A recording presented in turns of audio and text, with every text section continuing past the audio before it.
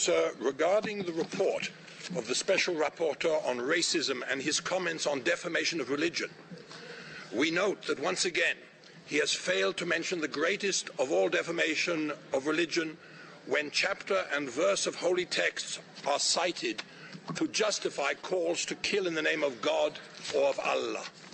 On the 9th of August 2007, we made an appeal to the UN Secretary General and the High Commissioner and later to the Council, quote, to condemn all calls to kill in the name of God or religion, any religion.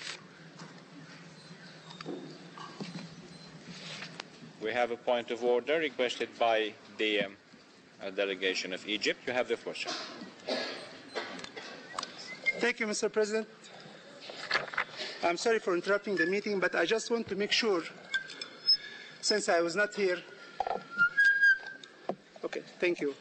Since I was not here in January 24th, if the speaker you have just given the floor is the same speaker who said, replying to the President, that there is something rotten in the state of this Council.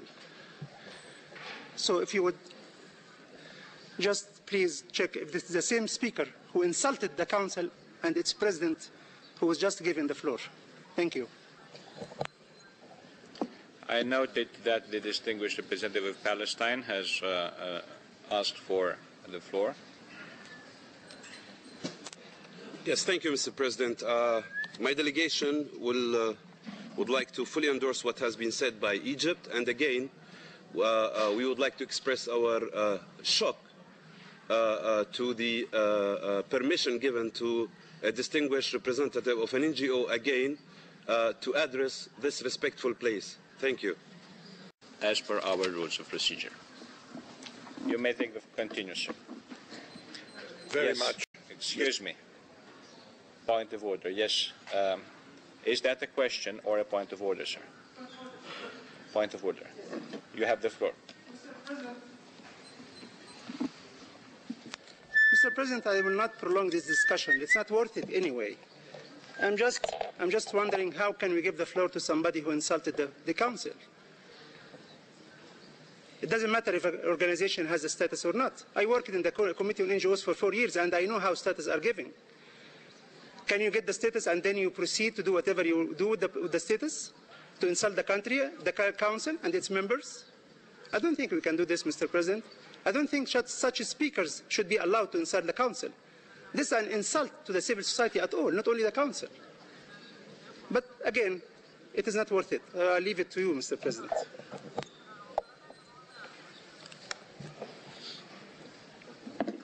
Thank you. I'd like to call on all delegations to express restraint in their statements.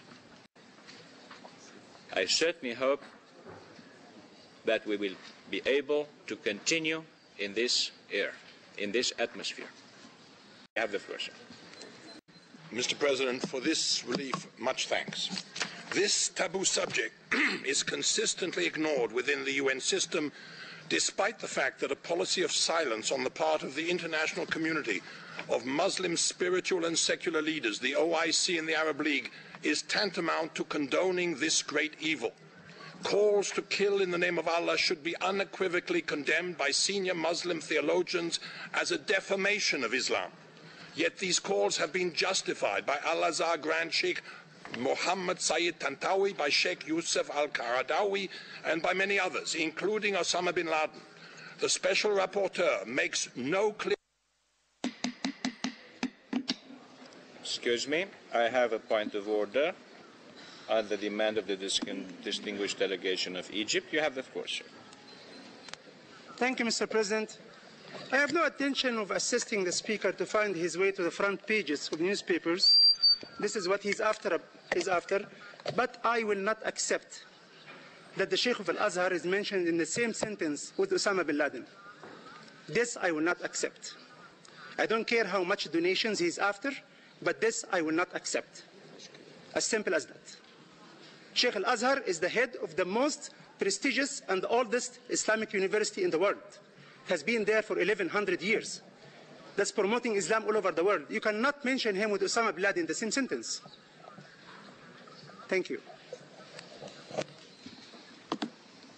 Thank you. I give the floor back to the Speaker.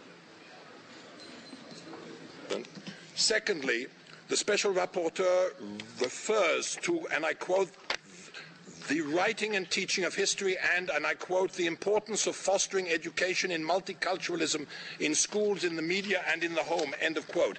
Yet Judeophobia, anti-Semitism under the guise of anti-Zionism is now widely recognized as endemic in the Muslim world, being nourished by a general culture of hate and is creeping into Europe and beyond. Clearly, many of the states that since 1999 have sponsored the resolution combating defamation of religion adopted on the 18th of December 2007 by the General Assembly do not believe it applies to them.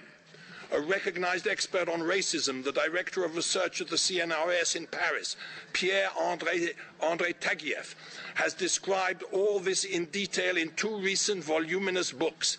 In 2005, we analyzed in 3 NGO-written statements what is being taught to school children in Egypt and Saudi Arabia. The same hatred is also being taught in Palestinian, Syrian and Iranian schools and elsewhere. Nothing of this outrageous Judeophobia has been covered in the reports of the Special Rapporteur, nor by any UN body.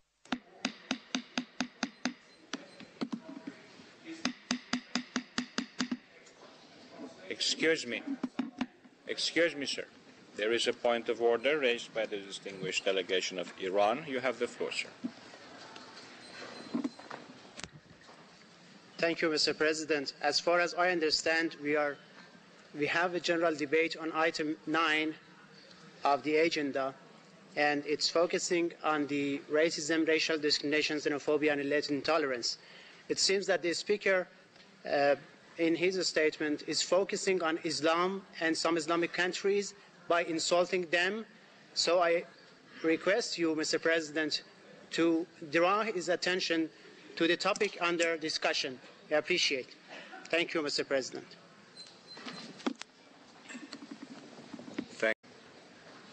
I would also encourage delegations that may have other opinions than those presented by speakers to exercise the right of reply when the time comes for that. You have the floor, sir. Yet the proof of this endemic hate-mongering is easily available in original texts and translations by consulting websites such as MEMRI, the Middle East Media Research Institute, PMW, Palestinian Media Watch, and CMIP, Center for Monitoring the Impact of Peace.